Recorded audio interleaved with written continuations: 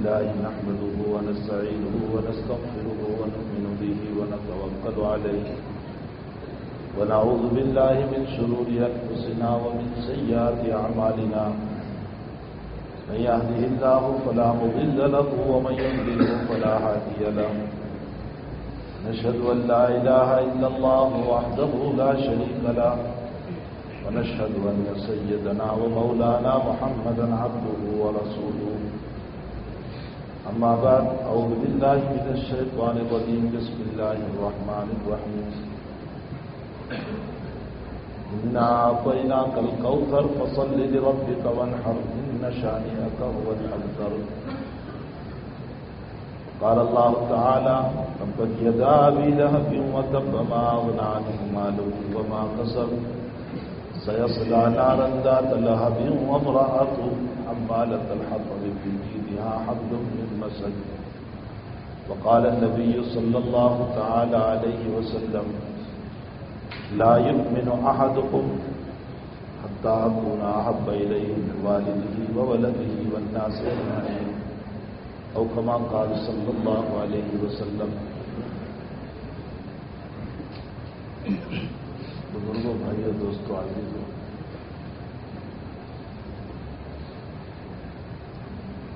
ایک بات عرض کر دوں، جو احباب دیکھ لگا کر بیٹھے ہیں اگر عذر نہ ہو تو مسجد مجمع میں آ جائیں.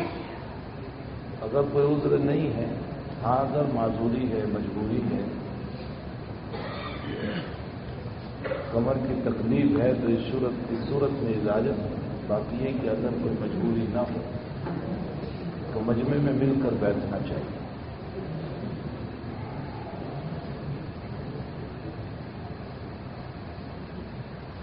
اللہ تعالیٰ قرآن کریم میں فرماتے ہیں انلزمکموہا وانتم لہا کارہون،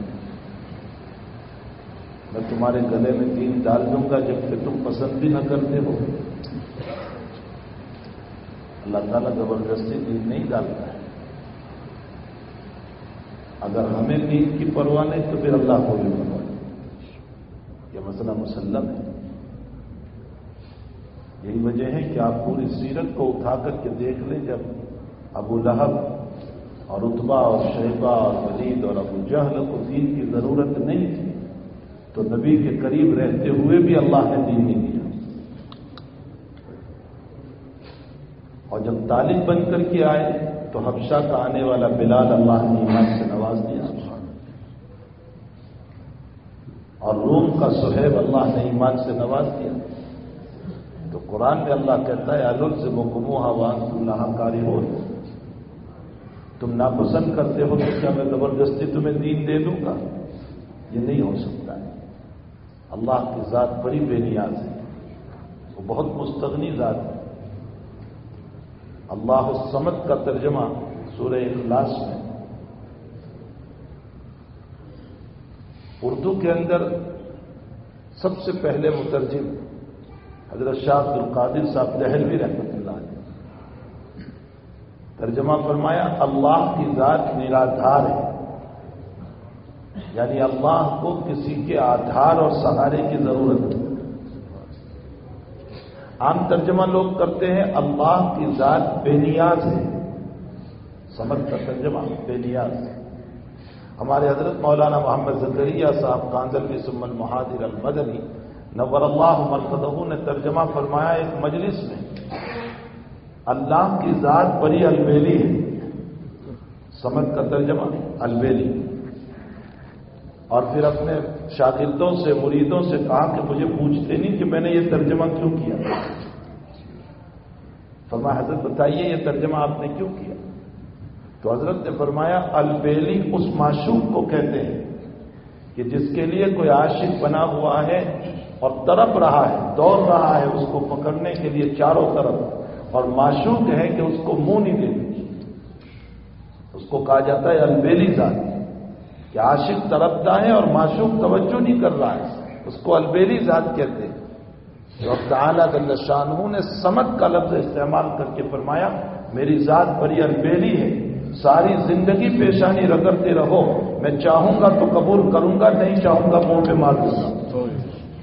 میری ذات البیلی، وہ بہت بے نیاز ہے. میں اور آپ چند نمازوں کے ذریعے سے یہ نہ سمجھ لیں کہ مجھ سے بڑھ کر ولی اللہ کوئی نہیں. حضرات صحابہ کا حال یہ تھا کہ ساری زندگی اعمال، اخلاص، ایمان کے باوجود وہ کانپتے رہتے تھے، اور ہر وقت ان کو خوف رہتا تھا کہ کہیں ہم منافق تو نہیں ہو گئے. حالانکہ سب کچھ موجود تھا، لیکن اس کے باوجود ڈرتے رہتے تھے کہ ہم کہیں منافق تو نہیں ہو گئے. اور میرا آپ کا حال یہ ہے کہ 2-4 نماز اور 1-2 خواب کیا آ جاتے ہیں کہ اپنے آپ کو عرش کے اوپر سمجھ لیتے ہیں. تو ساری زندگی ہم پیشانی رگڑتے رہے اس مالک کے سامنے، اس رب کے سامنے، اس اللہ کے سامنے. حضرت شیخ فرماتے ہیں اگر آخری سجدے پر بھی، زندگی کا آخری سجدہ، اس کے بعد اب جانا ہے، آخری سجدے پر بھی اگر وہ یوں کہہ دے کہ میرے بندے تیرا سجدہ قبول ہے تو تمہارا بیڑا پار ہو جائے گا. آخری سجدے پر. بخاری شریف میں ایک عجیب و غریب واقعہ ملتا ہے. یہ غزوے کے اندر ایک صاحب بڑی بہادری سے مقابلہ کر رہے تھے دشمنوں کا.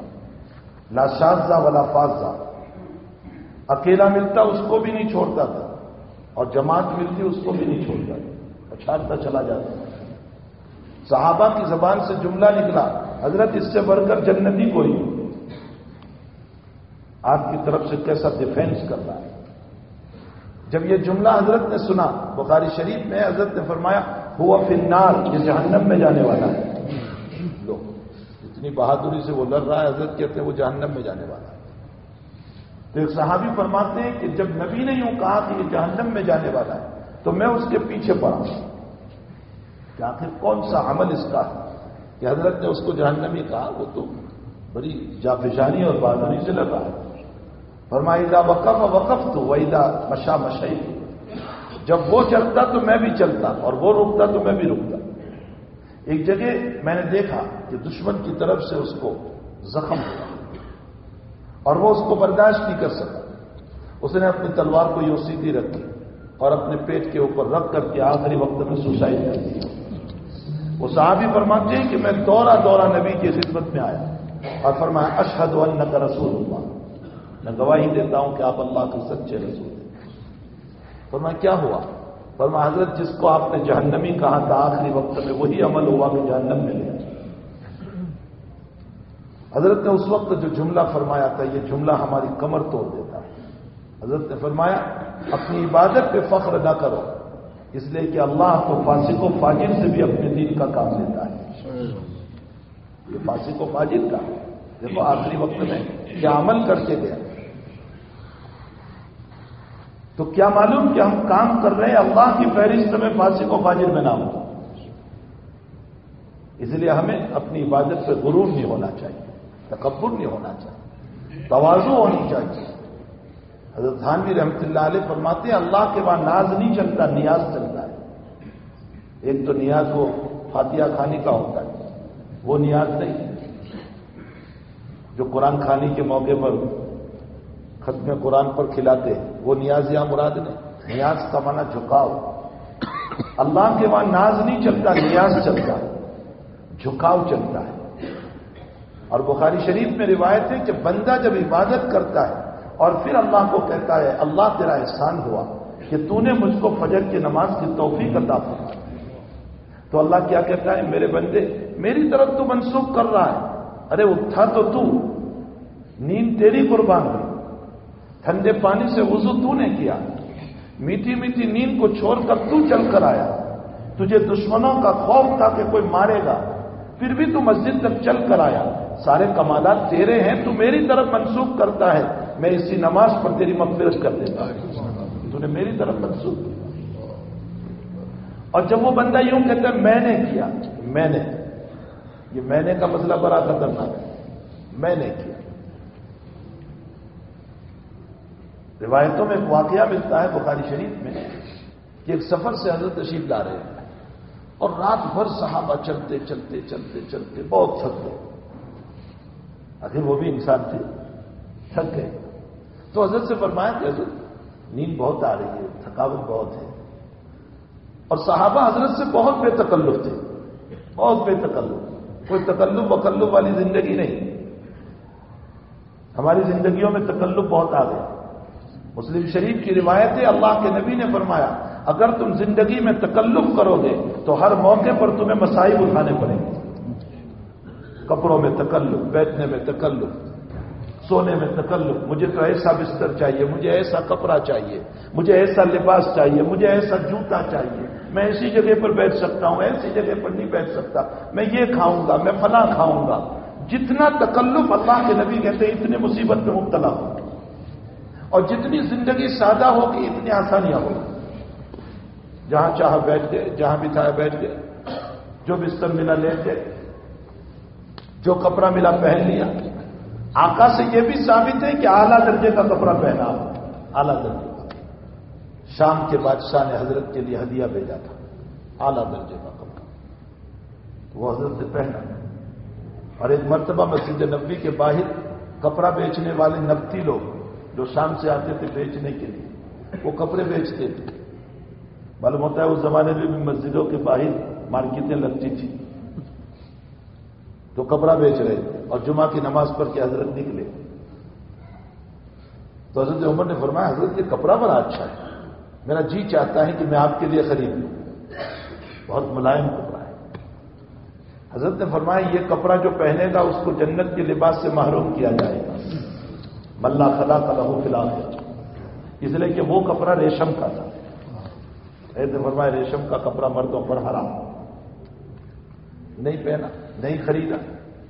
اب کسی نے خرید کر حضرت پر ہدیہ بھیج دیا، کسی صاحب نے خریدا اور حضرت کے لیے ہدیہ بھیجا، تو حضرت نے اٹھا کر کے حضرت عمر کو دے دیا کہ یہ تمہیں ہدیہ. تو حضرت عمر رضی اللہ تعالیٰ عنہ کہتے ہیں کہ حضرت کیا آپ مجھ کو جنت کے لباس سے محروم کرنا چاہتے ہیں؟ آپ نے مجھے کیوں دیا؟ آپ تو خود فرماتے ہیں کہ جنت میں نہیں ملے گا جو یہ دنیا میں پہنے گا، تو آپ نے مجھ کو کیوں دیا؟ فرمایا میں نے تجھے اس لیے تھوڑا ہی دیا کہ تو پہنے. اس کو پہنا کس کے لیے جائز ہے؟ عورتوں کے لیے جائز ہے ریشم کا کپڑا پہننا. عورتوں مطلب یہ کہ تو اپنی بیوی کو دے دے، اپنی بچی کو دے دے، یا غیر مسلم کو دے دے. تو روایت میں ہے کہ حضرت عمر نے ان کے ماں شریک بھائی تھے، رضائی بھائی تھے، اور وہ غیر مسلم تھے. تو حضرت عمر نے اپنے ماں شریک بھائی کو ہدیہ کر دیا. تو حضرت سے یہ بھی ثابت ہے کہ بشرطے کہ ریشم نہ ہو اعلیٰ درجے کا کپڑا پہننا بھی ثابت ہے، اور حضرت سے پیون والے کپڑے پہننا بھی ثابت ہے. آپ نے اعلیٰ درجے کا کپڑا پہن کر امت کو یوں فرمایا کہ اگر ملے تو پہن لینا لیکن تکبر نہ کرنا. اگر اعلیٰ درجے کا کپڑا ملتا ہے پہنو. ان اللہ تعالی یرا اثر نعمتہ علی عبدہ، بخاری شریف میں ہے اگر اللہ نے نعمت دی ہو تو اچھا کھاؤ، اچھا پہنو، اچھا پیو. اللہ تعالیٰ تم پر اپنی نعمتوں کو دیکھنا چاہتا ہے. فقیر بن کر زندگی نہ گزارو، فقیر بن کر زندگی نہ گزارو. اللہ نے دیا ہے، کھاؤ پیو پہنو، لیکن تکبر کے ساتھ نہیں، فخر. تو حضرت سے اچھے کپڑے پہننا بھی ثابت، حضرت سے اچھے درجے کی سواری بھی ثابت، اعلیٰ درجے کی سواری. اور حضرت سے گدھے پر سواری کرنا بھی ثابت. حضرت کا ایک سواری میں گدھا بھی تھا جس کا نام تھا یافور یا افیر، دو نامات تھے، افیر یافور. اور حضرت کی اعلیٰ درجے کی اونٹنی بھی تھی قصوہ، جو عرب کی مہنگی ترین اونٹنی تھی. تو حضرت سے اعلیٰ درجے کی سواری بھی ثابت ہے، ادنا درجے کی سواری بھی ثابت ہے. امت کو اشارہ کیا اگر اللہ نے دیا ہے تو اچھی سواری رکھو، لیکن تکبر کے ساتھ نہیں کہ یوں ہاتھ نکال کر بیٹھو. انانیت کے مسئلے ہیں نا پاس شان. فرمایا تکبر نہیں، تواضع کے ساتھ. اور اگر ادنا درجے کی سواری اللہ کی طرف سے فیصلہ ہے تو اسی پر اتفاق کرو، نہ شکری نہ کرو، نہ صبری نہ کرو. ولیمے کے بعد میں حضرت نے اعلیٰ درجے کا ولیمہ بھی کیا کہ پورا بکرا ذبح فرمایا زینب رضی اللہ تعالیٰ عنہ سے نکاح پر. اور ایسا بھی ولیمہ ہوا حضرت کا کہ سفر میں حضرت صفیہ سے نکاح ہوا، رات میں حضرت ملاقات ہوئی، صبح کو دسترخوان پر آپ کے پاس کھجوریں تھی وہ ڈال دی. صحابہ سے کہا تمہارے پاس جو ہے وہ تم ڈال دو. اب یہ سب ملا دیا. حضرت نے فرمایا میری صفیہ کا ولیمہ ہے. یہ بھی ولیمہ ہے. ایک وہ طریقہ ہے کہ یہ طریقے امت کے لیے راستے آسان کر دیے. ساری ایسے راستے نکالے نبی کریم صلی اللہ علیہ وسلم نے. اس لیے امیر کے لیے بھی راستہ ہے، غریب کے لیے بھی. تاجر کے لیے بھی ہے، مزدور کے لیے بھی، بادشاہ کے لیے بھی ہے، رعایا کے لیے بھی، عورتوں کے لیے بھی ہے، مردوں کے لیے بھی، تمام کے لیے اللہ کے نبی علیہ الصلوۃ والسلام کی زندگی نمونہ ہے۔ لقد کان لکم فی رسول اللہ اسوۃ حسنہ۔ ہر ایک کے لیے اللہ کے نبی کی زندگی میں طریقے ملے۔ تو سفر سے آ رہے تھے اور صحابہ کرام کا مزاج اپنے نبی کے ساتھ بہت سادہ، بے تکلفانہ زندگی، تکلف میں تکلیف ہوتی، بہت بے تکلفانہ۔ اتبان ابن مالک رضی اللہ تعالیٰ صحابی رسول ہے، اللہ کے حبیب کوبہ 3 میل کے فاصلے پر مدینہ المنورہ سے حضرت ان کے مکان تشریف لے گئے۔ اب اتبان ابن مالک اس حال میں نہیں ہوں گی کہ حضرت سے مل سکے، تو 3 مرتبہ حضرت نے سلام کیا لیکن اندر سے جواب نہیں آیا، تو اللہ کے نبی واپس ہو گئے، قرآن پر عمل کیا۔ اذا قیل لکم ارجعوا فارجعوا وازکی لکم، اگر تمہیں کہا جائے کہ واپس ہو جاؤ تو واپس ہو جاؤ، برا نہ لگاؤ۔ آپ نے یہ نہیں سوچا کہ میں نبی ہوں، 3 میل سے دوری سے آیا ہوں اور دروازہ نہیں کھول رہا ہے۔ حضرت خوشی کے ساتھ واپس ہو گئے اور مسجد نبوی میں چلے گئے۔ اتبان ابن مالک رضی اللہ تعالیٰ عنہ غسل سے فارغ ہوئے، آپ کو غسل کا تقاضا، غسل سے فارغ ہوئے اور پیچھے دورے مسجد نبوی میں اور فرمایا حضرت اس طرح کا میرا مسئلہ تھا، اس لیے میں آپ سے مل نہ سکا۔ حضرت نے فرمایا لا حرج، کوئی حرج، یہ نہیں فرمایا میں نبی ہوں دروازہ کیوں نہیں کھولا۔ آج اگر ہمارے دروازے پر کوئی آئے اور ہم ان کو یوں کہیں کہ ذرا ابھی واپس ہو جائے میں کام میں ہوں، دیکھ لے پھر اس کے تیور کیسے بدلتے ہیں۔ اصولی زندگی جو ہے نبی کریم صلی اللہ علیہ وسلم نے ہم کو دی، لیکن یہ اصولی زندگی ہمارے پاس نہیں۔ ایک صحابی رضی اللہ تعالیٰ عنہ کے دروازے پر حضرت کسی کام سے گئے ملنے کے لیے، دروازہ کھٹکھٹایا 3 مرتبہ، تو وہ صحابی رضی اللہ تعالیٰ عنہ جلدی جلدی نکلے اور غسل کر کے نکلے، چونکہ ان کو غسل کا تقاضا تھا۔ تو حضرت نے فرمایا لعلک عجلت، میں نے تجھ کو جلدی میں ڈال دیا۔ تو یہ نہیں کہا نہیں حضرت، نہیں حضرت آپ آئے اور میں نہ آؤں، آپ آئے اور یہ نہیں کہا۔ کیا کہہ رہے ہیں وہ صحابی؟ جی یا رسول اللہ آپ نے مجھ کو جلدی میں ڈالا، اگر آپ ابھی نہ آتے تو اچھا ہوگا، آپ نے مجھ کو جلدی میں ڈالا، مجھے جلدی سے غسل کرنا پڑا آپ کے لیے۔ اور حضرت مسکرا رہے، آپ کے چہرے پر کوئی بل بھی نہیں، یہ آقا صلی اللہ علیہ وسلم کی اخلاق ہے۔ تو صحابہ کے ساتھ بہت بے تکلف، حضرات صحابہ بھی آپ کے ساتھ۔ بخاری شریف میں روایت ہے کہ بحرین سے مال آیا اور نبی کا معمول یہ تھا کہ مال جب آتا تھا تو گھر میں نہیں لے جاتے تھے، مسجد میں۔ اسی لیے علماء نے اس حدیث کے ذیل میں لکھا ہے کہ جو اکابر ہے، مقتدا ہے، پیشوا ہے، رہبر ہے، علماء ہیں، ان کو چاہیے کہ موضع تہمت سے اپنے آپ کو بچانا چاہیے۔ یہ موضع تہمت سے نبی نے اپنے آپ کو بچایا کہ میں میرے گھر میں لے جاؤں گا تو کہنے والا شاید یوں کہے گا کہ نبی نے آدھا رکھ لیا ہوگا، اور امت کی زبان کون بند کرنے جائے؟ امت جب بولنے پر آتی ہے تو اس کی زبان کون بند کرے گا؟ تو حضرت نے فرمایا تہمت کی جگہوں سے اپنے آپ کو بچاؤ۔ حضرت اپنے گھر میں نہیں لے جاتے تھے، مسجد نبوی میں دلوا دیتے تھے، وہی تھا۔ فجر کی نماز کے لیے آئے، روایت میں ہے کہ آپ نے نہ یمین میں دیکھا نہ یسار میں دیکھا، مال کی طرف کوئی توجہ ہی نہیں کی، سیدھے مصلی پر تشریف لے گئے۔ نماز کے بعد جب سلام پھیرا، اور حضرت کا معمول تھا کہ فجر کے بعد لوگوں کی طرف متوجہ ہو کر بیٹھتے تھے، تو دیکھا کہ آج پوری مسجد نبوی بھر چکی ہے، جیسے ابھی بھری ہوئی۔ تو سارے صحابہ اپنے محلوں کی مسجد کو چھوڑ کر مسجد نبوی میں نماز پڑھنے آتے ہیں۔ تو حضرت ہنس پڑے اور حضرت نے فرمایا شاید تم کو پتا چل چکا ہے کہ مال آیا ہوا ہے۔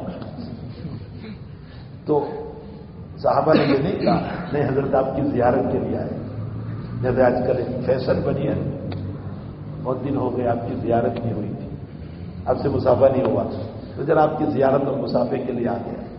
کوئی تکلف نہیں، صحابہ نے صاف صاف کہا جی حضرت ہمیں مال کا پتہ چلا اسی لیے آئے، ہمیں مال چاہیے۔ تو اللہ کے حبیب کا جواب سنو، حضرت فرماتے میں اس وقت تک یہاں سے نہیں اٹھوں گا جب تک کہ سارا مال تمہیں تقسیم نہ کروں، لیکن آگے نصیحت فرمائی، میرے صحابہ، انی لا اخاف علیکم الشرک، مجھے تم پر شرک کا خوف نہیں، تم لوگ مشرک نہیں بنو گے، تم موحد رہو گے، مجھے تمہارے بات پہ شرک کا بالکل خوف نہیں، لیکن مجھے جو تم پر خوف ہے، انی اخاف علیکم ان تبسط الدنیا، مجھے خوف یہ ہے کہ تمہارے اوپر دنیا بہت وسیع ہو جائے گی، تمہارے پاس دنیا بہت آ جائے گی، تم بہت مالدار ہو جاؤ گے۔ پھر کیا ہوگا؟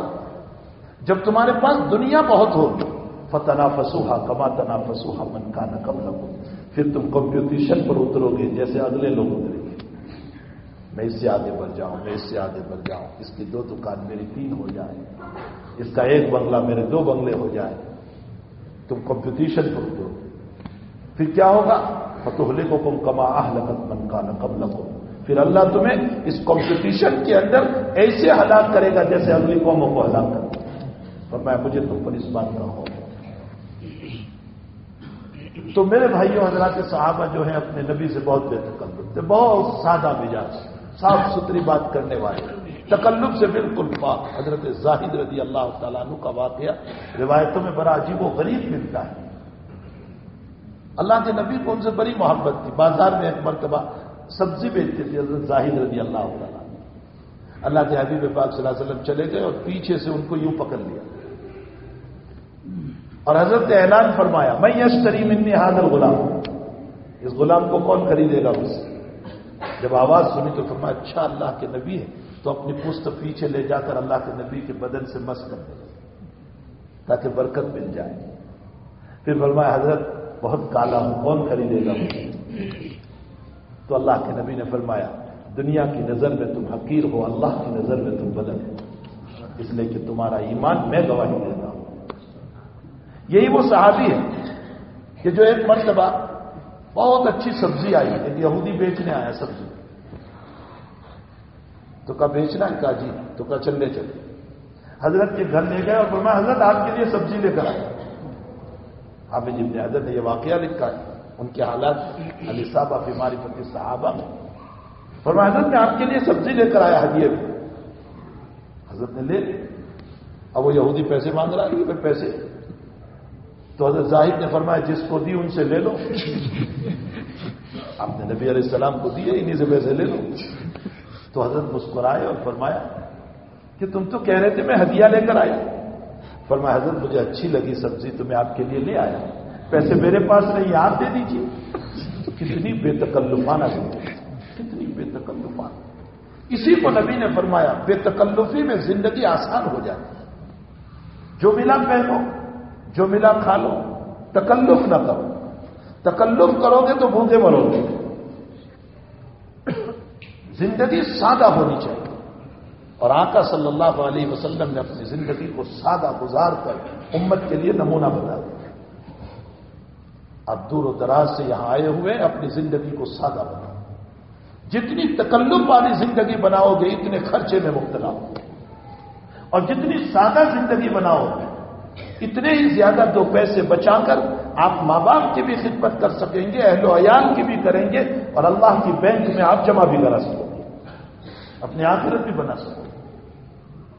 تو زندگی سادہ ہونی چاہیے۔ سفر سے صحابہ تشریف لا رہے، رات بھر چلے، آخری پہرے حضرت سے فرمایا کہ یا رسول اللہ بہت تھک گئے، ہم کچھ دیر سو جائیں۔ تو حضرت نے فرمایا دیکھو آخری پہر کی نیند بہت میٹھی ہوتی ہے، اگر سو گئے تو کہیں فجر کی نماز غائب نہ ہو جائے، اور ایسا ہوتا ہے، ہم بھی کبھی کبھی پوری رات نہیں سوتے اور آخری پہر میں جب نیند آنے لگتی ہے رات 3:30 4 کے بعد تو پھر آنکھ نہیں کھلتی۔ فرمایا دیکھو تم سو جاؤ گے تو نہیں اٹھ پاؤ گے، فجر کی نماز غائب ہو جائے۔ تو حضرت بلال نے فرمایا کہ یا رسول اللہ میں اٹھانے کی ذمہ داری لیتا ہوں، میں اٹھاؤں گا۔ انا اوقظکم یا رسول اللہ، بخاری کے الفاظ ہیں میں اٹھاؤں گا۔ حضرت نے فرمایا اچھا چلو، بلال نے ذمہ داری لی ہے، سو جاؤ۔ صحابہ سو گئے، حضرت بھی سو گئے۔ حضرت بلال نے اونٹنی کے اوپر جو بیٹھنے کا کجاوا ہوتا ہے لکڑی کا پالان، اس کو اتارا، اس کا تیگ لگا کر بیٹھ گئے کہ صبح صادق ہوگی تو میں اٹھا دوں گا سب کو۔ اب ٹیک لگا کر بیٹھے تھے، سب تھکے ہوئے تھے، بلال بھی تو تھکے ہی تھے، بلال کی بھی آنکھ لگ گئی، سو گئے، یہاں تک کہ آفتاب طلوع ہو گیا، حضرت بھی سوئے، صحابہ بھی سوئے، سب سے پہلے صدیق اکبر اٹھے، اس کے بعد کوئی اور ایک صحابہ، اس کے بعد کوئی اور ایک صحابہ، چوتھے نمبر پر حضرت عمر اٹھے، حضرت عمر جلال ہے، فجر کی نماز قضا ہو گئی، لیکن مسئلہ یہ ہے کہ نبی سوئے ہو تو اٹھایا نہ جائے، بہت ممکن ہے وہی اتر رہی ہے، یہ بھی مسئلہ ہے، تو حضرت کو اٹھائیں کیسے؟ حضرت عمر نے زور زور سے تکبیر کہنا شروع کیا، اللہ اکبر اللہ اکبر، حضرت کی آنکھ کھل گئی، بیٹھ گئے، پھر فرمایا کیا ہے؟ فرمایا حضرت آفتاب طلوع ہو گیا، تو حضرت کا لفظ سنو، لا زیر، کوئی حرج نہیں، آگے چلو، چونکہ وقت مکروہ تھا، تو یہاں بیٹھے بیٹھے کیا کریں گے، اتنا سفر طے ہو جائے گا، آگے چلیں گے، آگے پہنچے، اور سب کی نماز چونکہ قضا ہو گئی تھی، اس لیے اذان دلوائی، اقامت کہی، اور جماعت کے ساتھ فجر کی نماز قضا پڑی۔ اب علماء بحث کرتے ہیں کہ نبی علیہ الصلوۃ والسلام تو یوں فرماتے، تنام عینایا ولا ینام قلبی، میری آنکھیں سوتی ہے، میرا دل نہیں سوتا، تو جب حضرت کا دل نہیں سوتا تو آفتاب طلوع ہوا، اس کا پتہ کیوں نہیں چلا؟ محدثین نے اس کا جواب دیا کہ طلوع آفتاب کا تعلق آنکھوں سے ہے، اور وہی کا تعلق دل سے، تو دل نہیں سوتا اس لیے وہی سمجھ میں آتی ہے، آنکھیں سو جاتی ہے اس لیے طلوع آفتاب کا پتہ نہیں چلا۔ اب یہ کہ نبی کی نماز قضا کیوں ہو گئی؟ آج تو اولیاء اللہ، ولی اللہ، بلکہ ولی اللہ تو چھوڑو، کچھ نیکی آ جاتی ہے تو وہ بھی وقت پر اٹھ جاتا ہے، وہ نماز کے لیے دوڑ پڑتا ہے کہ میری فجر کی نماز، وہاں تو آقا صلی اللہ علیہ وسلم ہے۔ محدثین نے اس کا جواب دیا، فرمایا کہ اللہ جل شانہ امت کو قضا کے مسائل سکھانا چاہتا ہے۔ اگر نبی کی نماز قضا نہ ہوئی ہوتی تو امت کو قضا کے مسئلے کیسے معلوم ہوتے کہ سب کی نماز ایک ساتھ قضا ہو جائے تو کیسے پڑھی جائے؟ امت کو قضا کے مسائل بتانے تھے، اس لیے آپ کی نماز کو قضا کروایا گیا۔ یہ جواب تو سارے محدثین دے رہے ہیں۔ ہمارے حضرت شیخ نور اللہ مرکزہ، اللہ ان کی قبر کو نور سے منور فرمائے، بخاری شریف کے درس میں فرماتے ہیں، میری رائے یہ ہے، میری سمجھ میں ایک جواب یہ آتا ہے کہ اصل میں سونے کی وجہ حضرت بلال نے یوں کہا تھا، انا اوقدکم، میں تمہیں اٹھاؤں گا، اور انشاءاللہ نہیں بولا تھا۔ بلال نے اپنی ذات پر اعتماد کیا تو اللہ نے سنایا۔ حضرت نے یہ جملہ فرما کر اشارہ فرمایا، بھائیوں اپنی ذات پر اعتماد نہ کرو، جو کچھ تم کر رہے ہو اللہ ہی کی طرف سے کرو، اللہ اگر توفیق نہ دے تو کچھ نہیں ہو سکتا، اور اب تعالیٰ توفیق دینے پر آئے تو سب کچھ ہو سکتا ہے۔ تو بندہ جب نماز پڑھ کے اللہ کی طرف منسوخ کرتا ہے کہ اللہ میں نے، تو نے توفیق دی، تو اللہ کہتا ہے میرے بندے سب کچھ تو نے کیا ہے، میں اسی نماز کو تجھے معاف کرتا ہوں۔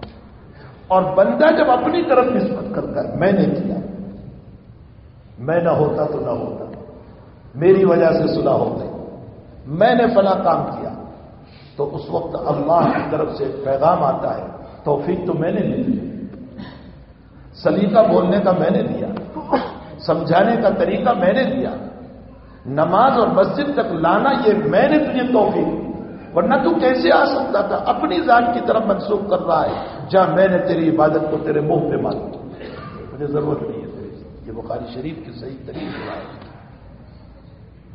تو بہرحال میرے بھائیوں میں یہ کہہ رہا تھا کہ انلزمکموھا وانتم لھا کارہون، اگر بندہ ناپسند کرتا ہو تو اللہ زبردستی جو ہے وہ دین نہیں دیتا ہے۔ جب ابو لہب ابو جہل نے نہیں پسند کیا تو اللہ نے نہیں دیا، اور ادھر بلال نے صہیب نے پسند کیا تو اللہ تعالیٰ نے ان کو نواز دیا۔ اللہ کے نبی علیہ السلام کی سنتوں والی زندگی اپناؤ۔ میں نے اسی مناسبت سے 2 صورتیں پڑھی، بس مجھے مختصر کچھ باتیں عرض کرنا ہے۔ سورہ تبت یدا پر اگر غور کیا جائے تو جس وقت رسول اللہ صلی اللہ علیہ وسلم نے رسالت ملنے کے بعد، یا ایھا المدثر کے نزول کے بعد، اہل مکہ کو جمع کیا صفا پہاڑی پر اور فرمایا قولوا لا الہ الا اللہ تفلحون، کلمہ پڑھو کامیاب ہو جاؤ گے۔ تو آپ کے چچا ابو لہب نے آپ کو کیا کہا؟ تبت لک یا محمد لہذا جمعنا، محمد تیرے ہاتھ ٹوٹ جائے، کیا تو نے ہم کو اس کے لیے بلایا کہ ہمارے ماں باپ کے مذہب کو چھڑا دے؟ نبی کو بد دعا دی۔ علامہ رومی نے لکھا ہے شیرنی کو مارو تو وہ شاید آپ کو کچھ نہ کرے، لیکن شیرنی کے بچے کو چھیڑ دو وہ تمہیں پار کر ختم کر دے۔ علامہ رومی فرماتے اللہ کو تم گالی دے دو، اللہ دنیا میں کوئی انتقام نہیں لے گا، ساری دنیا گالیاں دے رہی ہے اس کو۔ ارے لوگ بت پرستی کر رہے ہیں، گالیاں دے رہے ہیں یعنی اس کو، شرک کر رہے ہیں، صلیب کے سامنے جھک رہے ہیں، یہ سب اللہ کو گالیاں ہی تو ہے۔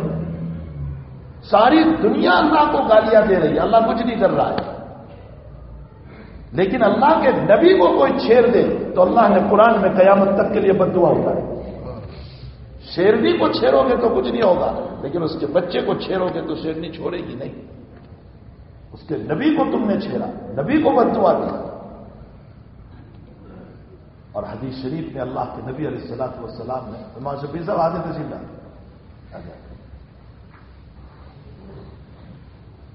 حدیث اللہ کے حبیب پاک صلی اللہ تعالی علیہ وسلم نے ارشاد فرمایا من عادالی ولیا فقد آذنتہ بالحرب، جس نے میرے ولی کو ستایا میری طرف سے اعلان جنگ۔ یہ معمولی روایت نہیں ہے، جس نے میرے ولی کو ستایا میری طرف سے اعلان جنگ۔ ایک بزرگ کے باب میں امام جزاری رحمۃ اللہ علیہ نے لکھا ہے کہ ایک عاشق اور دیوانہ اپنی معشوقہ کے ساتھ مچلتا ہوا چل رہا تھا، جیسے آج کل مچلتے ہوئے چلتے ہیں، یہ بھی پتہ نہیں کہ کون دیکھ رہا ہے ان کو، مچلتا ہوا چل رہا تھا اور کسی جگہ کیچڑ تھا، اور وہاں ایک بڑے میاں بھی چل رہے تھے اور بڑے میاں کا پاؤں کیچڑ میں پڑا اور کیچڑ کی چھینٹ اڑی اور اس معشوقہ پر گری، تو معشوقہ نے اپنے عاشق سے کہا دیکھتے نہیں میرے کپڑے اس بدھے نے خراب کر دیے۔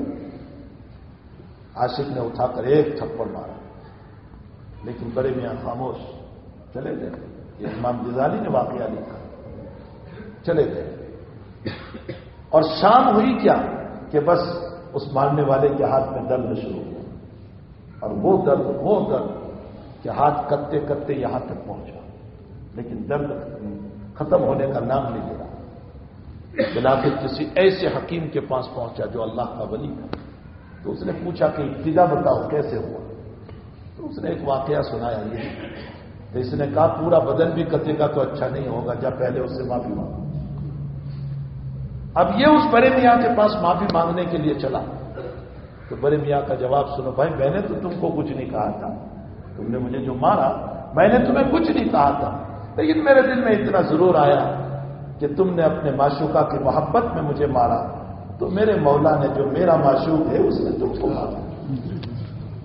تو نے اپنے یار کی مدد کی تو میرے یار نے میری مدد کی۔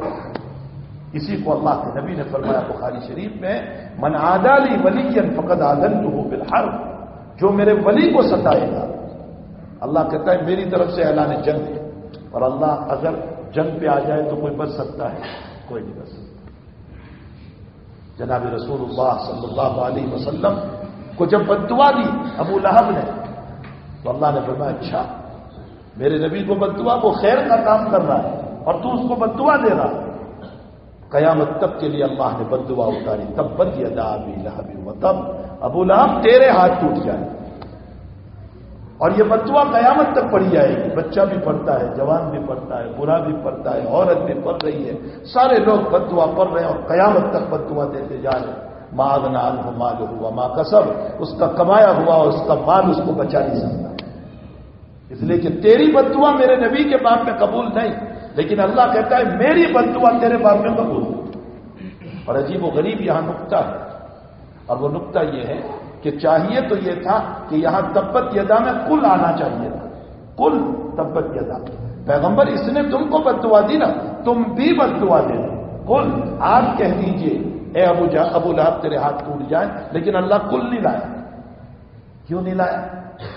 مفسرین فرماتے ہیں کہ اگر نبی کو واسطہ بنا کر بد دعا دی جاتی تو امت میں سے کوئی یہ کہتا کہ یہ کیسا نبی ہے، یہ ابو لہب تو چچا ہے، بچپن میں نبی کی مدد کی. جب اللہ کے نبی پیدا ہوئے تو اسی ابو لہب نے خوشی کے اندر اپنی سویبہ نامی باندی آزاد کر دی تھی, خوشیاں منائی تھی. تو جس چچا نے احسان کیا اسی چچا کو یہ بددعا دے رہا ہے, میرے نبی کے اوپر چھینٹے اڑیں گے, انگلیاں اڑیں گی. اور اللہ اپنے نبی کے اوپر انگلیاں اٹھوانا نہیں چاہتا تھا, اس لیے کل نہیں لایا اور فرمایا پیغمبر تم سائڈ پر ہو جاؤ, میں ڈائریکٹ بددعا ہوتا ہوں. تبت یدا. یہی وجہ ہے کہ زمخشری نے لکھا ہے. اب زمخشری کون ہے یہ تو یہاں علماء کو پوچھ رہے ہیں کہ زمخشری کون ہے, بہت بڑے آدمی. زمخشری نے لکھا ہے کہ جب موسیٰ علیہ السلام کو اللہ نے یوں فرمایا کہ جاؤ فرعون کے پاس تبلیغ کے لیے, قولا لینا, لیکن نرم بات کرنا, تیور نہ آستین نہ چڑھانا, ڈرانا مت اس کو, بڑی بڑی آنکھیں نہ نکالنا. تو موسیٰ علیہ السلام کہہ رہے ہیں کہ رب کریم وہ تو خدائیت کا دعوے دار ہے, ربوبیت کا دعوے دار, اور تو کہتا ہے نرم بات کرنا. تو اللہ تعالیٰ نے فرمایا موسیٰ یہ میرا معاملہ ہے, وہ ربوبیت کا دعوے دار وہ میرا معاملہ ہے, لیکن تو اس کے ساتھ سختی سے بات نہ کرنا, اس لیے کہ تو نے اس کے گھر کا نمک کھایا ہے, اسی کے گھر میں بڑا ہوا ہے, اس نے تجھے پروان چڑھایا ہے. اگر تو نے سختی سے بات کی تو تیری امت کا کوئی فرد کہے گا یہ کیسا نبی ہے جو اپنے محسن کو برا بھلا اور سخت بات کہہ رہا ہے. میرے نبی میں تمہیں بدنام کرنا نہیں چاہتا, اس لیے نرمی سے بات کر. یہاں سے معلوم ہوا کہ بھائی اپنے محسنوں کے ساتھ سختی سے معاملہ نہیں کرنا چاہیے, اچھے اخلاق سے, عمدہ اخلاق سے پیش آنا چاہیے. تو تبت یدا ابی لہب میں حق تعالی جل شانہ نے قیامت تک کے لیے بددعا اتاری, اور صرف ابو لہب کو نہیں اس کی بیوی کو بھی اللہ نے, وامرأتہ حمالۃ الحطب فی جیدہا حبل من مسد, اس کے گلے میں رسی ڈال کر ہم جہنم میں ڈال دی. اس سورت کے ذریعے سے میں آپ کو یہ بتانا چاہتا ہوں کہ اللہ کا نبی اللہ کو اتنا پیارا ہے کہ چچا نے بددعا دی تو اللہ نے اس کے خلاف قرآن میں بددعا اتاری. اور دوسری سورت انا اعطیناک الکوثر فصل لربک وانحر, اے پیغمبر ہم نے آپ کو کوثر عطا کیا. اس کا بھی شان نزول یہی ہے کہ جناب رسول اللہ صلی اللہ تعالی علیہ وسلم ستانے والوں نے جب آپ کو ستایا اور آپ کے دل پر بڑی ٹھیس پہنچی, بہرحال آپ کے بشر تھے, یقیناً چوٹ آپ کو بھی پہنچتی تھی, تو اللہ جل شانہ نے آپ کے متعلق فرمایا خوش کرنے کے لیے پیغمبر آپ غم زدہ نہ ہوئیے, تکلیف آپ کے دل پر محسوس نہ کریے, ہم آپ کو عظیم الشان نعمت دینے والے ہیں, اور وہ نعمت ہے ہم حوض کوثر تم کو دینے والے ہیں. انا اعطیناک الکوثر فصل لربک وانحر, آپ کا کام یہ ہے کہ نماز پڑھیے اور میرے راستے میں قربانی دیجیے. ان شانیہ کا هو الابتر, اور یہ جو تمہارے دشمنیوں کہہ رہے ہیں نا کہ محمد کی نسل ختم ہو جائے گی, اس کے لڑکے مرے جا رہے ہیں, ابراہیم بھی مر گیا, قاسم بھی مر گیا, طیب بھی مر گیا, طاہر بھی مر گیا, سارے لڑکے مر گئے, تو نسل تو لڑکوں سے چلتی ہے, اور لڑکے سارے مرے جا رہے, تو محمد کی نسل ختم ہو جائے گی. تو اللہ نے فرمایا یہ جو تجھے کہہ رہے ہیں کہ تو ابتر بنے گا, تیرا نسل ختم ہو جائے گا, یہ غلط ہے. ان کے نسل ختم ہو جائیں گے, تیرا نسل قیامت تک باقی رہے گا. آج ابو جہل کا نسب کہیں ملے گا آپ کو؟ کہیں نہیں ملے گا. عتبہ شیبہ ولید ربیعہ کا ملے گا؟ کہیں نہیں ملے گا.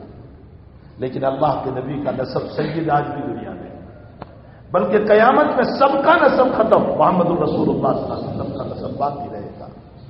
آج دنیا میں ان کے نام بھی نہیں ملتے, لیکن اللہ کے نبی کا نام دنیا میں زندہ ہے. ہزاروں اور لاکھوں بچے ملتے, جس کو پوچھو کیا نام محمد, کیا نام محمد, کیا نام محمد. اللہ نے اشارہ فرمایا تو ہی زندہ نہیں رہے گا, تیرا نام بھی زندہ رہے گا. یہی لوگ ابتر ہونے والے, یہی برباد ہونے والے. تو اب آپ اندازہ لگائیں کہ اس قرآن مقدس کے اندر جس نبی کو اللہ جل شانہ اس طرح پر تسلی دے رہا ہو اور اتنے پیار سے کہہ رہا ہو, اس نبی کا مقام کتنا اونچا ہو. یہ ہے جناب محمد رسول اللہ صلی اللہ تعالی علیہ وسلم. میرے بھائیوں, اللہ کے حبیب کے طریقوں پر آؤ, ان کی زندگی پر آؤ. انہوں نے جیسے ہمیں دین سکھایا ویسے چلو, انہوں نے جیسے ہمیں کمانے کا طریقہ سکھایا ویسے کماؤ, حلال کماؤ, حرام سے اپنے آپ کو بچاؤ، حرام سے اپنے آپ کو بچاؤ۔ لاکھوں روپے حرام کے چوری کر کے میں لے لوں گا، میری زندگی کی کفالت نہیں ہو سکتی۔ حلال کا کھاؤ، حرام سے اپنے آپ کو بچاؤ۔ اللہ کے نبی اپنے نواز حسن کو لے کر جا رہے ہیں، بخاری شریف کتاب الزکات، اور کھجور کا ایک دانہ پڑا ہوا تھا۔ نبی علیہ السلام نے دیکھا نہیں اور حسن نے اٹھا کر منہ میں رکھ لیا۔ حضرت نے جو دیکھا تو کہا کیا ہے منہ میں؟ تمر ہے۔ حضرت نے انگلی ڈالی اور اپنے نواسے کے منہ سے اس دانے کو نکال دیا اور فرمایا کخ کخ، نکال اس کو، نکال اس کو۔ تجھے معلوم نہیں ہے کہ مجھ پر اور میری اولاد پر اللہ نے زکات اور صدقہ کو حرام کیا؟ ہو سکتا ہے یہ زکات کا کھجور ہو یا صدقے کا کھجور ہو، اللہ نے میری اولاد پر حرام کیا ہے۔ آپ نے اپنے اولاد کی تربیت فرمائی اور امت کو یہ سبق دیا کہ تم بھی اپنے پیٹ میں حرام کا لقمہ نہ جانے دینا اور اپنی اولاد کے پیٹ میں بھی حرام کا لقمہ نہ جانے دینا۔ یہ آقا صلی اللہ علیہ وسلم کی سیرت ہے، یہ آپ کی زندگی ہے، یہ آپ کے طور و طریق ہے۔ اور میرے بھائی یہ حقیقت یہ ہے کہ اگر دنیا میں انسان کسی سے محبت کرتا ہے تو اس کی 3 وجہ ہیں۔ کسی سے بھی آپ محبت کرو گے اس کی 3 وجہ، یا تو جمال خوبصورتی کی بنیاد پر، یا کمال کی بنیاد پر کہ اس میں کوئی کمال ہے، یا تو اس کے احسان کی بنیاد پر، جمال، کمال، احسان۔ انہی 3 بنیادوں پر آپ کسی سے محبت کرتے ہیں۔ پہلی وجہ لے کر اگر جمال اور خوبصورتی کی بنیاد پر ہم دنیا میں کسی سے محبت کرتے ہیں تو نبی سے بڑھ کر خوبصورت کوئی، اللہ کے حبیب پاک صلی اللہ علیہ وسلم سے بڑھ کر خوبصورت کوئی۔ عمرو بن العاص رضی اللہ تعالیٰ عنہ فرماتے ہیں میں نے اپنے نبی کو ایمان لانے کے بعد مکمل طور پر نہیں دیکھ سکا، آپ کا رو بھی دلا تھا۔ میں حضرت کے چہرے کو مکمل فرمایا اگر تم مجھ کو یوں کہو صرف اوصاف بیان کرو حضرت کے، میں نہیں بیان کر سکتا۔ تو آپ سے بڑھ کر خوبصورت کوئی نہیں۔ آپ کی صورت جو روایتوں میں بیان کی گئی ہے نا، نہ بہت لمبے تھے نہ بہت تھیندے تھے، بڑا خوبصورت گولائی لیا ہوا چہرہ، سرخی میں سفیدی تھی، لالاش میں سفیدی تھی، لال اور سفید، بڑا خوبصورت چہرہ، اعضاء سارے برابر تھے، بال آپ کے نہ بالکل سیدھے تھے نہ بالکل گنگریالے تھے بلکہ پیچ و خم لیے ہوئے تھے، آپ کے دانت چمکتے تھے اور آپ جب بولتے تھے تو ایسا معلوم ہوتا تھا جیسے نور نکل رہا ہو۔ آپ کی ہتھیلی بڑی پرگداز تھی، بڑی نرم تھی، آپ کے بدن سے خوشبو آتی رہتی تھی، آپ کے پسینے سے خوشبو آتی تھی۔ ام سلمہ فرماتی ہے کہ میرے مکان میں حضرت سوئے ہیں اور پسینہ آ رہا ہے اور میں بوتل میں بھر رہی ہوں، حضرت کی آنکھ کھل گئی۔ فرمایا کیا کر رہی ہو؟ فرمایا حضرت خوشبو میں استعمال کروں گی، اس کو اپنا خوشبو بناؤں۔ میں جب یہ روایت آتی ہے بخاری شریف میں تو اپنے بچوں کو کہتا ہوں کہ ہمیں عطر پر ناز ہے۔ کوئی کہتا ہے میں 10,000 روپے تولے والا استعمال کرتا ہوں، کوئی کہتا ہے میں 15,000 والا، کوئی کہتا ہے میں 20,000 والا۔ ہمیں عطر پر ناز ہے، وہاں عطر کو خوشی ہوگی اس بات کے اوپر، عطر کو ناز ہوگا کہ اللہ کے نبی کو میری ضرورت نہیں لیکن نبی پھر بھی اپنے بدن سے لگا رہے تھے، تو آپ کے بدن سے ہر وقت خوشبو آتی ہے۔ حضرت عائشہ رضی اللہ تعالیٰ عنہ فرماتی ہے لواہ زلیخا لو رأینا حبیبی لاثرن قطع القلوب علی الیدین۔ فرمایا وہ جو یوسف علیہ السلام پر دیوانی بنی تھی زلیخا، اور بادشاہوں کی بیویوں نے یوں کہا کہ پاگل ہے، غلام پر عاشق ہو گئی، نوکر پہ عاشق ہو گئی۔ کبھی کوئی نوکر پر بھی عاشق ہوتا ہوگا؟ زلیخا نے کہا تم بھی دیکھ لو گی تو دیوانی بنو گی، یوسف ہے ہی ایسا۔ تو دسترخوان بچھوایا، فروٹس رکھا، چھڑیاں رکھی اور ساری عورتوں کو دعوت دی، اور ہاتھ میں ابھی فروٹ ہے اور یوسف کو بلایا زلیخا نے، یوسف آؤ، کسی کام سے بلایا؟ یوسف جیسے ہی نکلے حسن اور خوبصورتی کو دیکھ کر ساری عورتیں یوں دیکھتی رہ گئی، ادھر چھری انگلیوں پہ چل گئی، انگلیاں کاٹتا ہے۔ تو حضرت عائشہ اس نقشے کو کھینچ کر کے یوں کہہ رہی ہے کہ زلیخا کو تانا دینے والیوں نے اپنی انگلیوں کو کاٹ دیا تھا یوسف کے حسن میں، اگر میرے نبی کے حسن کو دیکھ لیتی تو اپنے گلے کٹوا دیتی۔ لواہ زلیخا لو رأیت حبیبی لا فرد قطع القلوب علی الیدین، ہاتھ کیا ہوتے اپنے دلوں کو کاٹ دیتے۔ یہ حسن دیا تھا نبی کریم صلی اللہ علیہ وسلم۔ تو میرے بھائیوں، اگر آپ کو محبت ہی کرنا ہے جمال کی بنیاد پر تو حضور سے محبت کرو، آپ کی خوبصورتی کی بنیاد پر آپ سے محبت کرو۔ آپ سے بڑھ کر خوبصورت کوئی، آپ سے بڑھ کر جمال والا کوئی۔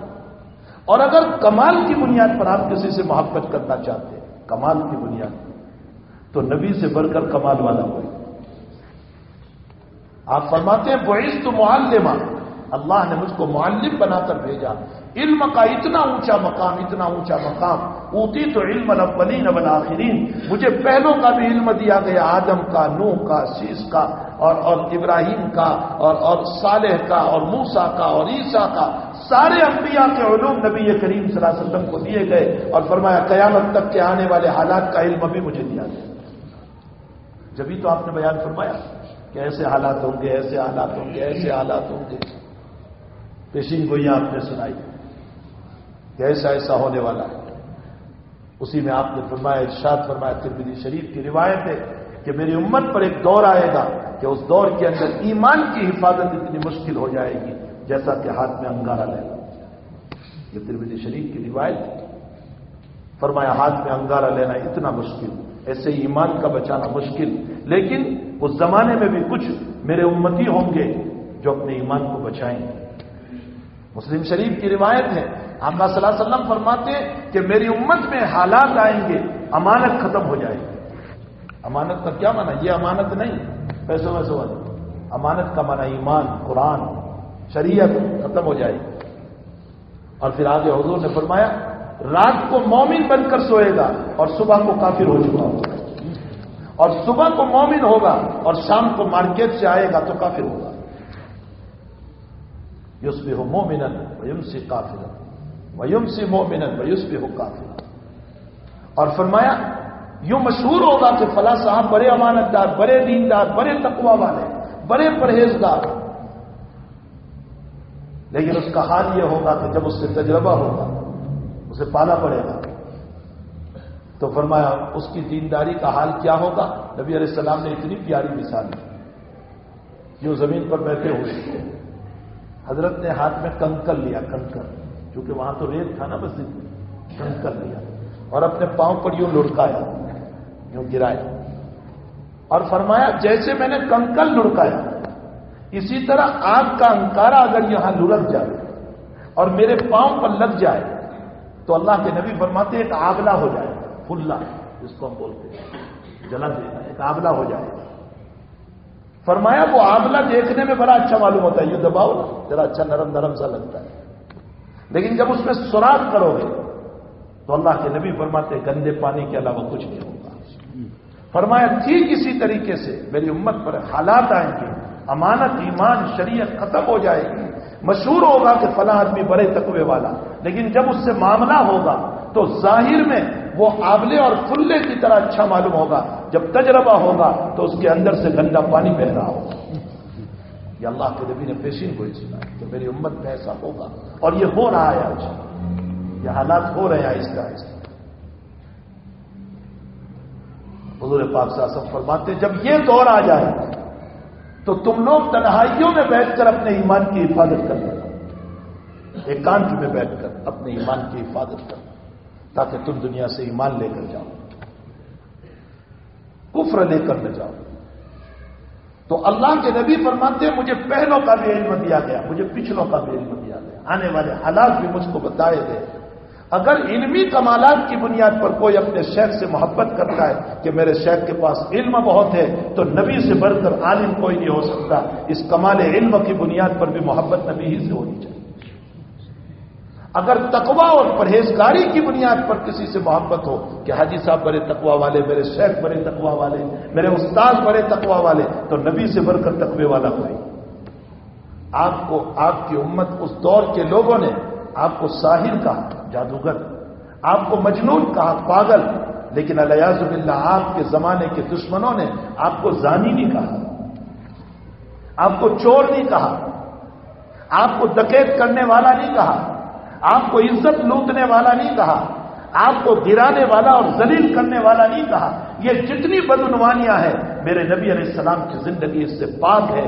اگر تقوی کی بنیاد پر کسی کی محبت ہو سکتی ہے تو حضور پاک صلی اللہ علیہ وسلم سے محبت ہے۔ علم کی کمال، تقوی کا کمال، علم کا کمال، ورع کا کمال، پرہیزگاری کا کمال، یہ سارے کمالات آپ میں موجود ہیں۔ اگر کمالات کی بنیاد پر کسی سے محبت ہوگی تو حضور پاک صلی اللہ علیہ وسلم، اور اگر احسان کی بنیاد پر کسی سے محبت ہو سکتی ہے تو میرے بھائیوں نبی سے بڑھ کر ہمارا محسن ہو۔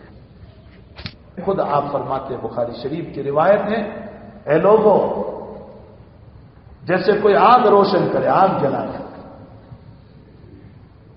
اور کیڑے مکوڑے پتنگے اڑتے اڑتے آگ میں جا رہے، فرمایا اسی طرح شیطان نے خواہشات کی آگ سے لگائی۔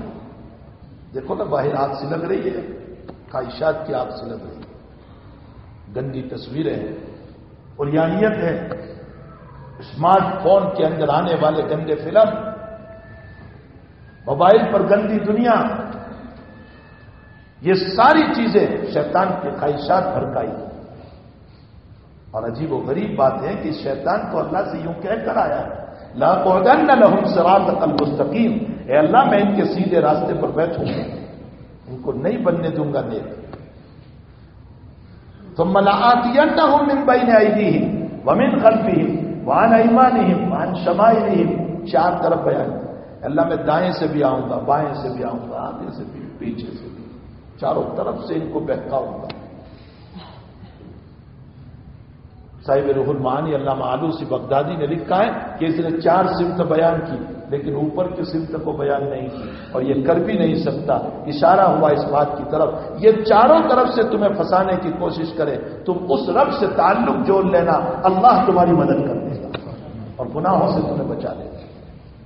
حضرت ڈاکٹر عبدالحی صاحب رحمۃ اللہ علیہ، حضرت عبدالستھانوی نمبر اللہ برکتہ کے اجل درجے کے خلیفہ ہیں، وہ فرماتے جب صبح تم نکلو تو یہ دعا کر کے چلو، اے اللہ میں اپنی طاقت کے مطابق اپنے آپ کو گناہ سے بچاؤں گا، میں پوری کوشش کروں گا کہ گناہ سے بچ جاؤں، لیکن نفس بھی ہے، شیطان بھی ہے، حالات بھی ہے، عریانیت بھی ہے، بے حیائیاں بھی ہے، اے اللہ چاروں طرف سے دعوتیں مل رہی ہے، اے اللہ اگر کہیں میری طاقت سے میں نہ بچ پاؤں تو میرے مالک تو میرے پھسلتے پاؤں کو پکڑ لینا تاکہ میں گناہ سے بچ جاؤں۔ فرمایا صبح دعا کر کے چلو گے اللہ تمہاری نصرت اور مدد کرے گا۔ میرے جوانوں اس دعا کو یاد کرو اور صبح فجر کے بعد یہ دعا کر کے تاکہ اللہ تمہاری جوانی میں تمہیں گناہ سے بچا لے۔ اور اللہ کے نبی نے فرمایا سبعۃ یظلھم اللہ، 7 قسم کے لوگ وہ ہیں جن کو اللہ اپنے عرش کے سائے میں رکھنے والا ہے، ان میں سے ایک شاب نشأ فی عبادت اللہ تعالی، وہ جوان جس کی جوانی اللہ کی عبادت میں گزری، اور قیامت کے دن اللہ کے سامنے 5 سوال ہوں گے، اس میں سے ایک سوال ہوگا وعن شبابہ فیما ابلاہ، تو نے اپنی جوانی کو کہاں خرچ کیا، فون پر، موبائل پر، کہاں تو نے خرچ کیا، یا سجدوں میں لگایا تھا اپنی جوانی کو، حلال کمائی پر لگایا تھا، جائز کمائی تو نے اپنی جوانی کو کہاں لگایا، اور فرمایا جب تک اس کا جواب نہیں دیں گے اللہ کے سامنے صحت نہیں پائیں گے۔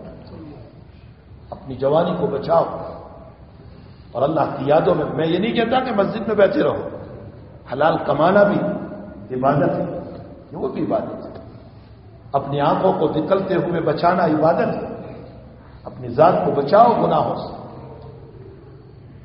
تو میرے بھائی اگر محسن اور احسان کی بنیاد پر کسی سے محبت ہو سکتی ہے تو جناب رسول اللہ صلی اللہ علیہ وسلم آپ کے آپ پر اتنے احسانات کہ دنیا میں بھی ہمیں ایمان کی دولت دی، اگر وہ ایمان کی دولت نہ دیتا تو ہم بھی کسی سلیب کے سامنے ہاتھ جھکاتے، ہم بھی دنیا کے اندر کسی بت پرستی میں مبتلا ہوتے، ہم بھی کسی پتھر کے سامنے سجدے کرتے ہوتے، اگر میرے نبی نے ہم کو یہ ایمانی تعلیم نہیں ہوتی، اس نبی نے ہم کو بچایا۔ ہمارے حضرت سے میں نے ایک مضمون سنا تھا، حضرت شیخ یونس صاحب سے، فرمایا کوئی بے نمازی سے ہی روزہ نہ رکھتا ہو صحیح اپنی جگہ، لیکن اس کو یوں نہ کہو کہ نبی کی محبت نہیں ہے، فرمایا بہت سی مرتبہ بے نمازی اور روزے کو چھوڑنے والا، اس کے پاس وہ طاقت ہوتی ہے کہ نبی کی شان میں گستاخی کرنے والے کو وہ جو روکتا ہے وہ تہجد گزار بھی نہیں روک سکتا ہے۔ تہجد گزار ضرور تہجد پڑھے گا، لیکن نبی کی شان میں گستاخی کرنے والے کو وہ تہجد پڑھنے والا نہیں جا سکتا۔ تو کہتا ہے مذہب مصلحت ہے، وہ مصلحت سے چپ چاپ بیٹھے گا اور وہ بے نمازی دوڑے گا۔ تو بہرحال میرے بھائیو، اللہ کے نبی کی محبت، اس کے احسانات، اور یہ تو دنیا کا احسان ہے، آخرت کا احسان کیا ہے؟ سارے انبیاء جب منع کریں گے کہ ہم تمہاری سفارش نہیں کر سکتے، ہم جلدی حساب شروع کرنے کا مسئلہ اللہ کے سامنے نہیں کر سکتے ہیں، آدم کہیں گے نفسی نفسی، نوح کہیں گے نفسی نفسی، ابراہیم کہیں گے نفسی نفسی، موسیٰ کہیں گے نفسی نفسی، عیسیٰ کہیں گے میری ذات نفسی نفسی۔ اس وقت ایک کونے سے آواز آ رہی ہوگی، امتی امتی امتی امتی، اے اللہ جلدی حساب شروع ہو جائے، میری امت اس پریشانی میں سے نکل جائے۔ لوگ جب دیکھیں گے تو وہ ہوں گے جناب رسول اللہ صلی اللہ علیہ وسلم، ہمارا حساب جلدی شروع کرائیں گے۔ پھر آپ فرماتے ہیں لواء الحمد یوم القیامہ، قیامت کے دن اللہ کی تعریف کا جھنڈا میرے ہاتھ میں ہوگا، میں اللہ کی تعریف کر کے تمہیں جنت میں لے جاؤں گا۔ حضرت عائشہ پوچھ رہی ہے قیامت کے بھیڑ بھاڑ میں اللہ کے نبی آپ ہم کو کہاں ملیں گے؟ اتنے ازدحام میں، اربوں خربوں انسانوں میں ہم آپ کو کہاں تلاش کریں گے؟ اللہ کے نبی نے فرمایا مجھے 3 جگہوں پر تلاش کر لینا میری عائشہ، یا تو میں حوض کوثر پر اپنی امت کے پیاسوں کو پانی پلا رہا ہوں گا جو برسوں سے قبر کے اندر پڑے ہوں گے، اور قیامت کی ہولناکیوں میں 50,000 سال سے زائد کا دن اس میں پیاس کے مارے سسک رہے ہوں گے، میں میری امت کے پیاسوں کو پانی پلا رہا ہوں گا۔ میں وہاں نہ ملوں تو اللہ کے سامنے سر سجود ہو کر میں اپنی امت کی سفارش کر رہا ہوں گا، اور اگر میں وہاں بھی نہ ملوں تو مسلم شریف میں ہے کہ جہاں پل صراط رکھا ہوگا میں جہنم کی نکلنے والی گرمی کو برداشت کرتے ہوئے میری امت کے لیے دعا کر رہا ہوں گا، اللہم سلم سلم اللہم سلم سلم، اللہ صحیح سلامت گزار دے، اللہ صحیح سلامت گزار دے۔ جو نبی جہنم کی گرمی کو برداشت کر کے ہمارے لیے دعا کر رہا ہوگا، اس امت کے پاس آج درود شریف کا بھی وقت نہیں، ہمیں درود شریف کا ٹائم نہیں، ہم نے اس نبی کی سنتوں کے سودے کر لیے، ہم نے اپنے ایمان کو ٹھیکروں میں بیچ دیا۔ ارے پڑے جاوے یہ ٹھیکرے، اپنے ایمان کا سودا نہ کرو، نبی کی سنتوں کا سودا نہ کرو، اپنی زندگی کو دین پر لاؤ، ہدایت پر لاؤ، نمازوں پر لاؤ، حلال کمانے پر لاؤ، اپنی آنکھوں کی حفاظت پر لاؤ، آقا صلی اللہ تعالیٰ علیہ وسلم کے فرمودات پر چلو۔ حضرت معاویہ رضی اللہ تعالیٰ عنہ کے زمانے میں ایک صاحب نے دوسرے کو مارا، دانت ٹوٹ گیا، جس کا دانت ٹوٹا اس نے کہا مجھے قصاص چاہیے، امیر معاویہ سے فرمایا مجھے قصاص۔ حضرت معاویہ نے سمجھایا کہ دیکھو مارنے میں ٹوٹ گیا، کیا اس سے بدلہ لو گے، چھوڑ دو، پیسے لے لو، دیت لے لو۔ کہا نہیں مجھے، وہ بہت غصے میں تھا، کہا نہیں اس کا بھی دانت توڑا ہی ہے۔ تو حضرت معاویہ رضی اللہ تعالیٰ نے فرمایا اچھا چلو کورٹ میں چلتے ہیں، جو جگہ تھی جہاں قصاص دلوانے کی جگہ تھی، فرمایا چلتے ہیں چلو وہاں۔ اب دونوں ساتھ چل رہے ہیں، قصاص کا مسئلہ سامنے ہے، جا رہے ہیں، بیچ میں حضرت ابو درداء رضی اللہ تعالیٰ عنہ ملے۔ ابو درداء نے پوچھا آئی کہاں جا رہے ہو؟ فرمایا ان صاحب نے ان کو مارا، ان کا دانت ٹوٹ گیا، اب یہ بدلہ مانگ رہا ہے قصاص میں دانت توڑنے کا۔ میں نے اس کو سمجھایا لیکن یہ دانت توڑنے پر ہی آیا ہے، تو اب اس کا بدلہ دلانے کے لیے وہاں کورٹ میں جا رہا ہوں۔ تو حضرت ابو درداء نے فرمایا میں تمہیں ایک حدیث نہ سناؤں؟ فرمایا ضرور سنائیے۔ فرمایا مصنف ابن ابی شیبہ کی روایت، فرمایا میں تمہیں حدیث نہ سناؤں؟ فرمایا آقا نے یوں فرمایا دنیا میں جب تم کسی کو معاف کرو گے تو اللہ تمہیں اس وقت معاف کرے گا جب تمہیں معافی کی شدید ضرورت ہوگی، اور معافی کی شدید ضرورت ہمیں قیامت میں۔ فرمایا دنیا میں اگر تم نے کسی کو معاف کیا تو اللہ آخرت میں تمہیں معاف کرے گا۔ تو وہ بہت غصے میں تھے، جن کا دانت ٹوٹا تھا نا، وہ بہت غصے میں تھے۔ تو وہ حضرت ابو درداء سے پوچھنے لگے اَأَنْتَ سَمِعْتَ رسول اللہ، آپ نے سنا ہے حضور سے؟ تو آپ نے فرمایا سمعت اذنایا، میرے کانوں نے سنا، میری آنکھوں نے نبی کو دیکھا جب حضرت بیان فرما رہے تھے، میں نے اپنی حقیقی آنکھوں سے دیکھا اور میرے ان کانوں سے میں نے سنا۔ نبی نے فرمایا دنیا میں تم کسی کو معاف کرو گے اللہ قیامت میں تمہیں معاف کرے گا۔ وہ صحابی نے فرمایا وہاں جانے کی ضرورت نہیں، میں یہی معاف کر دے گا، مجھے دیت بھی نہیں چاہیے۔ صحابہ تعویلات نہیں کرتے تھے کہ روایت آ گئی تو یوں کہیں یہ تمہارے متعلق ہے، یہ تمہارے متعلق ہے، یہ میرے متعلق نہیں ہے۔ صحابہ ساری روایتوں کو اپنے اوپر فٹ کرتے تھے کہ یہ میرے متعلق ہے۔ اس کا نام ہے عشق رسول، اس کا نام ہے عشق محمدی صلی اللہ علیہ وسلم. جب اللہ اس نبی سے اتنا پیار کرتا ہے تو امت کو چاہیے کہ اور پیار کرے اس نبی سے، اور تعلق جوڑے اس نبی سے، اپنا ربط اور کنیکشن جوڑے اس نبی سے، اور اس کے طریقوں کو اپنی زندگی میں اپنائیں. اسی کے طریقوں میں اللہ نے اپنی محبت کو بھی چھپایا ہے اور مغفرت کو بھی چھپایا ہے. ان کنتم تحبون اللہ فاتبعونی یحببکم اللہ ویغفر لکم ذنوبکم. میرے نبی کی اتباع کرو گے. تم رات دن دعا کر رہے ہو نا، اللہ تیری محبت دے دے، تیری محبت دے دے، تیری محبت دے دے. اللہ کہتا ہے میں نے تو قرآن میں کہہ دیا ہے نبی کی اتباع کر لو میری محبت مل جائے گی. نبی کی اتباع کر لو. اللہ جل شانہ ہم تمام کو حضور پاک صلی اللہ علیہ وسلم کی سچی پکی عقیدت، محبت اور آپ کے طریقوں پر چلنے کی ہمیں توفیق عطا فرمائے. اسی لیے میں نے بخاری شریف کی حدیث پڑھی، لا یؤمن احدکم، تم میں سے کوئی مومن نہیں ہو سکتا جب تک کہ تمہاری ماں، تمہارے باپ، تمہاری اولاد سے زیادہ نبی پیارے نہ بن جائے، نبی تمہارے محبوب نہ بن جائے، وہاں تک تم مومن نہیں ہو سکتے ہو. اور کیسے پتہ چلے گا کہ نبی کی محبت زیادہ؟ جب اولاد غلط کام کرے اس کو تم روکنے والے بنو تو سمجھ لو کہ نبی کی محبت زیادہ ہے. جب بیوی غلط کام کرے، دو پتہ اتار رہی ہے، باریک کپڑے پہن رہی ہے، چست کپڑے پہن رہی ہے، اور تمہیں غصہ آ رہا ہے کہ تو شریعت کے خلاف کام کر رہی ہے، اگر تمہیں یہ غصہ آ رہا ہے تو سمجھو نبی کی محبت زیادہ ہے. بیوی کے مقابلے میں نبی کی محبت زیادہ ہے. اور اگر خوش ہو رہے ہو، ماشاءاللہ بہت اچھی لگ رہی ہے، ان کپڑوں کے اندر بڑی خوبصورت لگ رہی ہے، زیب و زینت کے مسائل، تو اس کا مطلب یہ نکلا بیوی کی محبت زیادہ ہے نبی کی محبت کم ہے. تو میرے بھائیوں، اللہ کے نبی فرماتے تم مومن نہیں ہو سکتے. دوسری روایت میں آپ نے فرمایا تم مومن نہیں ہو سکتے ہو جب تک کہ تمہاری ساری خواہشات میرے تابع نہ ہو جائے. لا یؤمن احدکم حتی یکون هواه تبعا لما جئت به. اللہ ہم سب کو شریعت مطہرہ پر چلنے کی توفیق عطا فرمائے. الحمدللہ رب العالمین والصلاة والسلام علی سید الانبیاء والمرسلین وعلی آلہ وصحبہ اجمعین. اللهم صل وسلم دائما على حبیبک خیر الخلق کلهم. اللهم صل وسلم دائما على حبیبک خیر الخلق کلهم. اللهم صل وسلم دائما على حبیبک خیر الخلق کلهم. اللہ گناہوں کو معاف فرما، قصوروں سے درگزر فرما، اللہ سے آکاریوں سے معافی عطا فرما، تیری بھی محبت عطا فرما، تیرے حبیب کی بھی محبت عطا فرما. اللہ ان کے بتائے ہوئے طریقوں پر چلنے کی توفیق عطا فرما. ہمیں نمازوں کا شوق نصیب فرما، ہمیں نمازوں کا شوق نصیب فرما، ہمیں نمازوں کا شوق عطا فرما. ہمیں سجدوں میں مزہ عطا فرما، ہمیں تلاوت قرآن میں مزہ عطا فرما، ہمیں ذکر میں مستی نصیب فرما، ہمیں تیری اطاعت میں، فرما برداری میں، تیرے طریقوں پر چلنے میں اے اللہ ہمیں مزہ نصیب فرما. اے اللہ گناہ کرتے کرتے دل بہت کالے ہو چکے ہیں، بہت سیاہ ہو چکے ہیں. اللہ ان دلوں کو مجلہ فرما دے، منور فرما دے، دلوں کو صاف فرما دے، کینہ حسد بغض و عداوت سے پاک فرما دے. اے اللہ یہ تیرے جوان بندوں کا بہت بڑا مجمع ہے. اے اللہ ان سب کو قبول فرما دے، ان سب کو قبول فرما دے. ان کی جوانی میں برکت عطا فرما، حلال روزی کے دروازے کھول دے، حرام کے دروازوں کو بند فرما دے. بے مکانوں کو مکان عطا فرما، ضرورت مندوں کی ضرورتوں کو پورا فرما. جو قرض میں مبتلا ہو گئے اے اللہ قرض کی ادائیگی کی صورت پیدا فرما. اے اللہ برائیوں سے ان کی ہماری سب کی حفاظت فرما، برائیوں سے ان کی ہماری سب کی حفاظت فرما. الہ العالمین انہیں طلحہ بن برا جیسی پاکیزہ زندگی عطا فرما، ان سے حسنین جیسی پاکیزہ زندگی عطا فرما.